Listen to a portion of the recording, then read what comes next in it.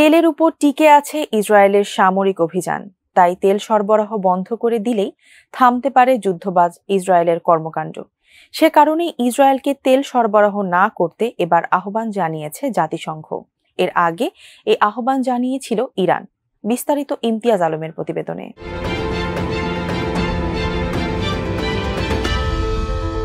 মাস তিনেক আগে মুসলিম দেশগুলোকে ইসরায়েলে তেল রফতানি বন্ধ করে দিতে আহ্বান জানিয়েছিল ইরান। এবার ইসরায়েলের সামরিক বাহিনীকে তেল সরবরাহ কমানোর আহ্বান জানিয়েছেন জাতিসংঘের বিশেষজ্ঞরা। শনিবার তেল কোম্পানিগুলোকে এই আহ্বান জানানো হয়।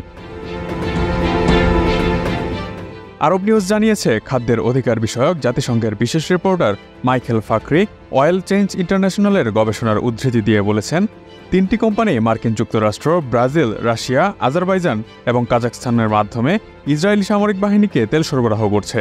ফাকরি বলেছিলেন, সংস্থাগুলো সম্ভবত গণহত্যায় জড়িত।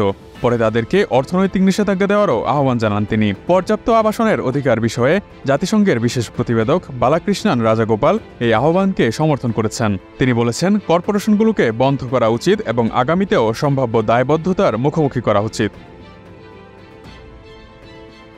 এর আগে মুসলিম রাষ্ট্রগুলোকে ইসরায়েলে তেল ও খাদ্য রফতানি বন্ধ করার আহ্বান জানিয়েছিলেন ইরানের সর্বোচ্চ নেতা আয়াতুল্লাহ আলী খামেনি। এমনকি ইসরায়েলকে বয়কট করার কথাও বলেছিলেন তিনি। 1 নভেম্বর একদল বিশ্ববিদ্যালয় ছাত্রকে দেওয়া সাক্ষাৎকারে গাজা উপত্যকায় বর্বর বোমাবর্ষণের প্রতিক্রিয়ায় এসব আহ্বান জানিয়েছিলেন তিনি। ইসরায়েলের চাহিদা অনুযায়ী নিজস্ব তেল উৎপাদনের সক্ষমতা নেই।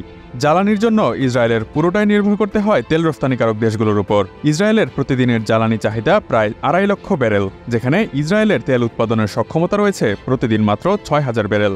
যুদ্ধের কারণে তেলের চাহিদা আরও কয়েক গুণ বেড়েছে। তাই এই তেলের চাহিদা মেটাতে ইসরায়েলকে অনিবার্যভাবেই নির্ভর করতে হয় তেল উৎপাদনকারী দেশগুলোর উপর। এই দেশগুলোর মধ্যে রয়েছে ব্রাজিল, যুক্তরাষ্ট্র, গ্যাবন, আজারবাইজান ও কাজাখস্তান।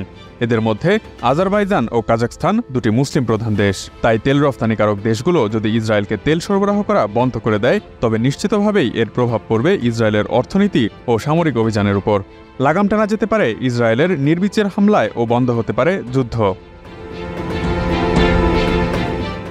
এদিকে গাজায় 6 মাস ধরে নির্বিচার হামলা চালিয়ে আন্তর্জাতিক কূটনৈতিক মঞ্চেও বেশ চাপের মুখে আছে ইসরায়েল। গাজায় যুদ্ধ আইন লঙ্ঘন করে অন্যায়ভাবে হামলা চালানোর জন্য ইসরায়েলের সঙ্গে আনুষ্ঠানিকভাবে সম্পর্ক ছিন্ন করেছে লাতিন আমেরিকার দেশ বলিভিয়া। তাছাড়া কনসালটেশনের জন্য লাতিন আমেরিকার আরও 2 দেশ তেল আবিব থেকে তাদের রাষ্ট্রদূত প্রত্যাহার করে নিয়েছে। বলিভিয়ার 2 প্রতিবেশী দেশ কলম্বিয়া ও চিলি গাজার বেসামরিক নাগরিকদের হত্যার নিন্দা জানিয়ে ইসরায়েল থেকে তাদের রাষ্ট্রদূত প্রত্যাহার করে নিয়েছে। ঐতিহাসিকভাবে লাতিন আমেরিকার বামপন্থী দেশগুলো ফিলিস্তিনের পক্ষে। Imtiaz Alam, desk report, ATN news.